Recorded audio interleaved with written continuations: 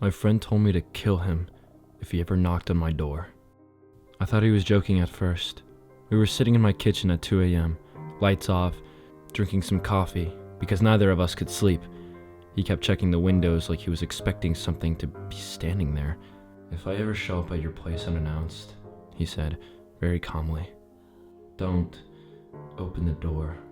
I laughed it off like he was joking. He wasn't. "I'm serious," he continued. "If I knock, if I call, if I text you asking to come in, don't. If I insist, if I sound desperate, you need to kill me." That's when I stopped smiling and laughing altogether. I was confused. Why would my friend that I've known for a long time tell me this? That's when he told me what happened up north. He'd gone hiking alone, deep into a stretch of forest that locals avoided. No trail, no markers, just trees that looked identical, no matter how far you walked. On the third day, he realized something was following him. Not stalking, but keeping pace.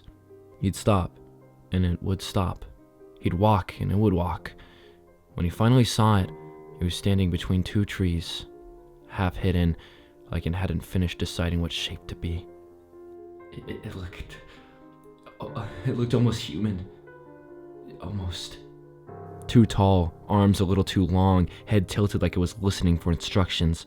When it opened its mouth, it spoke in his voice, but it used the wrong words, like it had learned languages by watching someone mouth sentences through glass.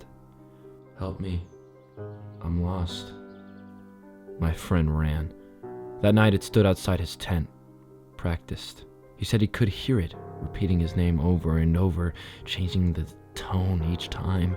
Calm, panicked, angry, laughing, crying. It never touched the tent. It just learned. By morning, there were 2 sets of footprints leading away from the campsite. Only one set came back. When he finished telling me this, he looked smaller somehow, like something had been hollowed out.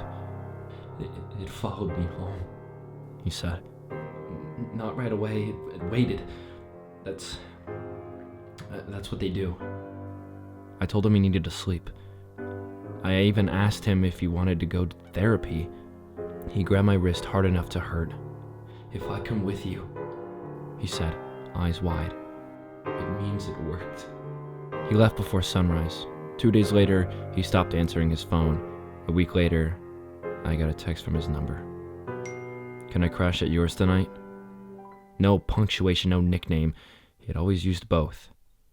I didn't reply. 10 minutes later, another message. "Please, man, I really need help." I locked my door. That night, there was a knock. 3 slow taps. Familiar rhythm. I didn't move an inch.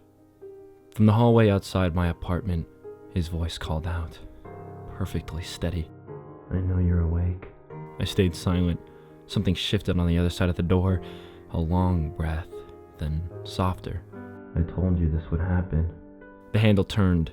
It didn't open, but it turned. I didn't sleep at all. This morning, I checked my phone. There was one last text sent at 4:12 a.m. It's better at being me now. I don't know what to do, because an hour ago, my neighbor asked why my friend was standing outside my door all night. Said he never moved. Said he just stood there, smiling and waiting. I don't know what's happened to my friend, but that thing, whatever it was, wasn't him.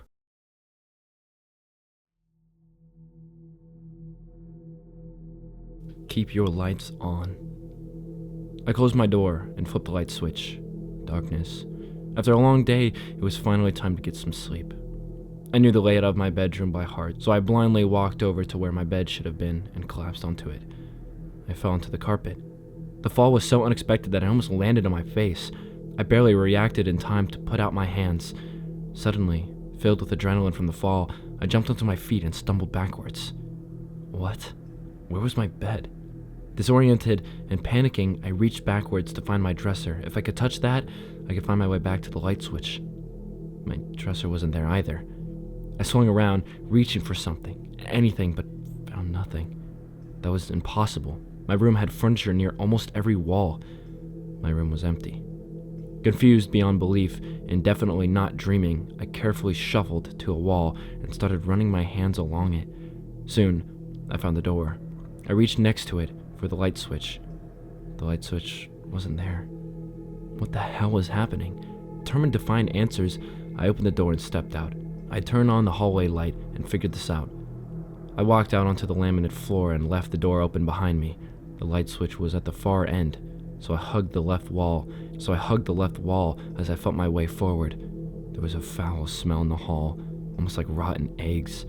I tried not to gag as I shuffled along. It was almost to where I remembered the corner being, where the light switch was, when suddenly I was pressed against a solid wall. The hallway was now a dead end. Now I was freaking out. I crouched down against the wall and tried to control my breathing. I couldn't see. I was in my underwear, in the dark, in some unknown place. It was all happening too fast. I sat there for a minute, collecting myself. After I had mostly regained control, I stood up.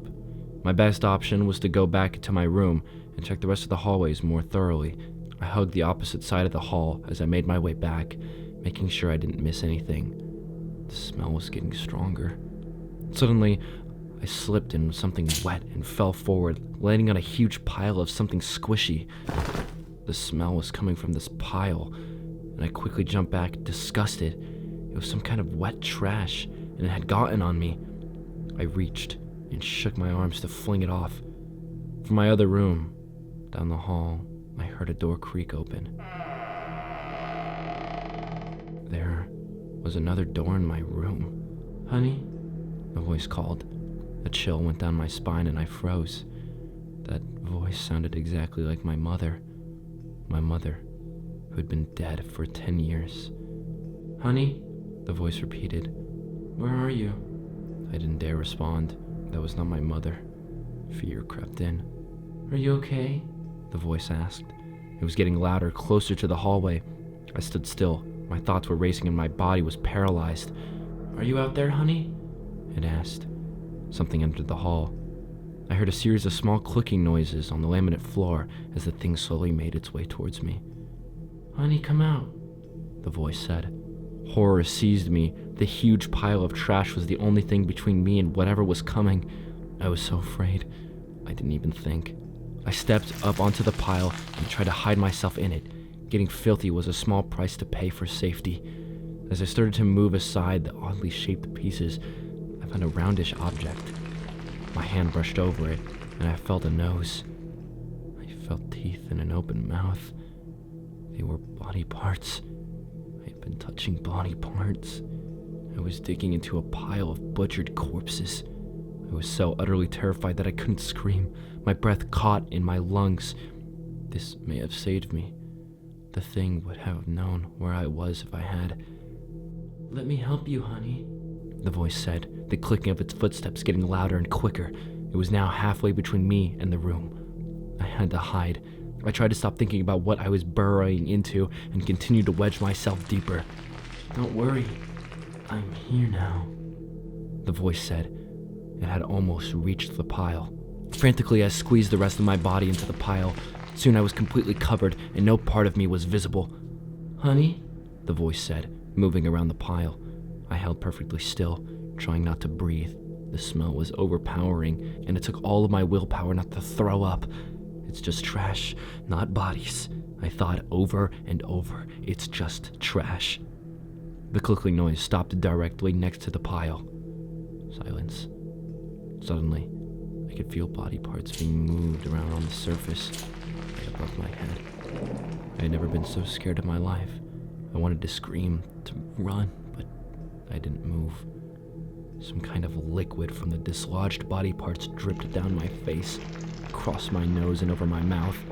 It took absolutely everything not to retch. I gagged slightly and almost made a noise. Body parts were being moved right next to me. I was about to be discovered. My own butchered body was going to join this pile. My heart thundered and its beat roared in my ears. I heard another voice near the door to my room. "He's not in here," it said. Its voice was inhuman, alien. The limbs stopped moving. The edge of my arm had been exposed. The thing had almost touched me. Let's go check the other room. The voice outside the pile said. It sounded completely different from my mother's voice, a hideous chittering from an inhuman mouth. There were clicking noises on the laminate as it began moving away from me, back towards the door. As the clicking disappeared into my room, I let out a long, shaking breath. I was trembling so hard that a few of the body parts dislodged and slightly slid down the pile. I heard a different door open in my room. Tears rolled down my face. I just wanted to go home. They were going to find me when they came back. I needed to escape. My only option was to go back to my room and search for the light switch or find a different exit.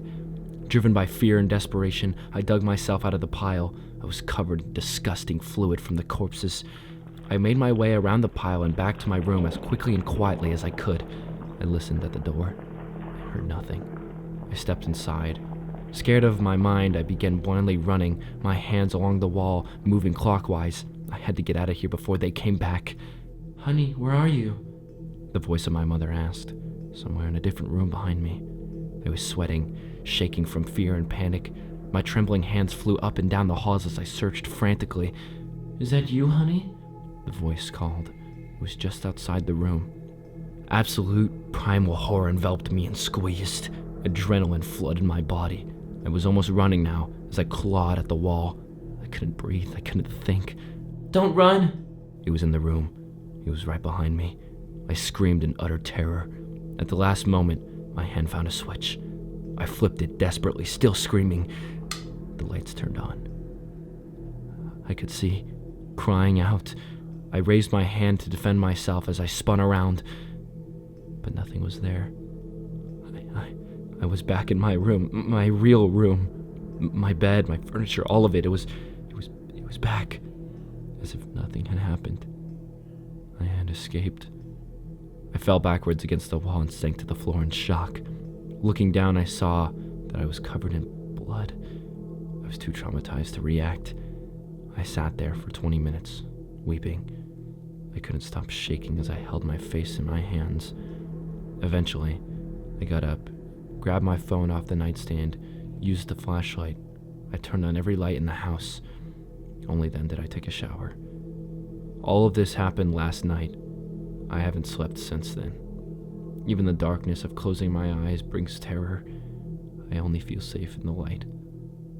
I don't know what happened to me, but please, don't let it happen to you.